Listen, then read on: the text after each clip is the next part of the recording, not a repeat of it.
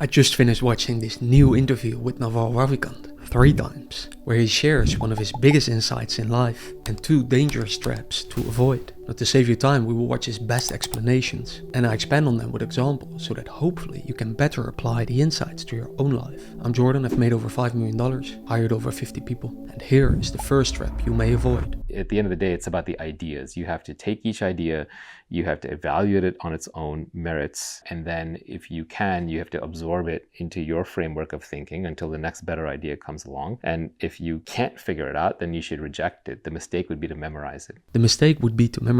I do see truth in that, but at the same time, isn't everything a memory? Like, aren't we built up out of memories? And that we just so think that some memories are more true than others? Now, what I think Naval's pointing at here is likely one of his own mistakes, and one which we all learn to do in school, which is to actively memorize information, like in history class, and that we are still conditioned to believe that memorizing good knowledge is a practical way to learn, and that Naval is saying that not memorizing, but figuring out the new information is effective. Like all the new ideas and information that comes to you daily on social media, but also like the insights in this video, that figuring out for yourself if something is true or not, that will likely decrease untruth inside of you. Which brings me to another trap in life. I think you have to remove the person from the theories. Remove the person from the theories. Now here's what he means with that. I think it's a mistake to apply it dogmatically, or to say, oh, I believe that because, David Deutsch said so, or because it's part of critical rationalism, or even to ask, like, what does David think about this? I think that is a mistake. Now, I assume you like listening to Naval because you believe that he speaks truth. Perhaps even more so, that his intention is to find truth. And then the mistake would be to listen to Naval with less of a filter for truth. Because subconsciously you think, oh, well, Naval cares about truth, often speaks truth, so I believe what he says next to be true. Now, if that sounds true, then you may think,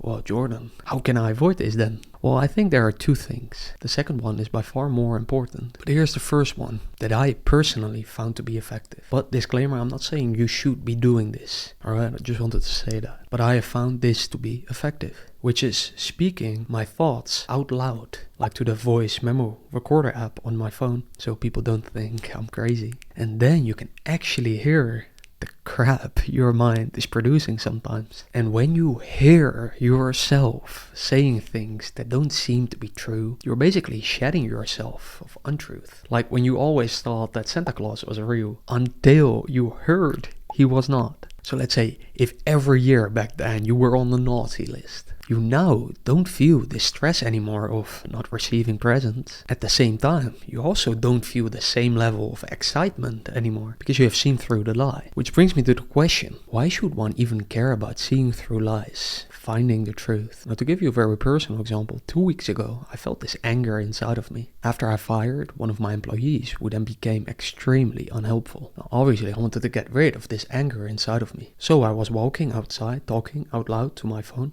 trying to find the root of the emotion, which after voicing my thoughts out loud for an hour or so, I found many insights and the real cause of my frustration, which, by the way, was me wanting her to understand my perception of reality. Now, I only found this out after the thought came, what if she messaged me right now and said, Jordan, you're right. Now, when I heard that thought, when I was talking to myself, I knew that if she were to say that my anger would be gone. So I found this hearing your own thoughts out loud to be very effective. Now, if you want to know more practical insights like this, I write about them and other truths that I find in my weekly 2-minute email that you receive if you download this free Google Sheet with over 80 free tools that I use in my business and personal life, all unsponsored and unaffiliated, and again, completely free. But this brings me to the second, more important part, which is the desire to find the truth, or to be more precise with my words, the why behind the what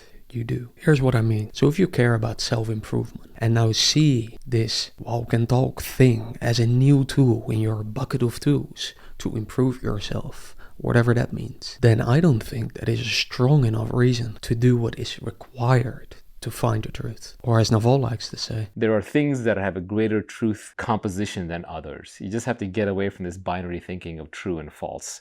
So there are things that are more true and there are things that are less true. Which leads me to the question, how do you actually know what is true? Or more precisely, how can you increase the density of truth inside of you? How do you make your next thoughts be closer to the truth? Well, Naval shares his 4 ways in this video.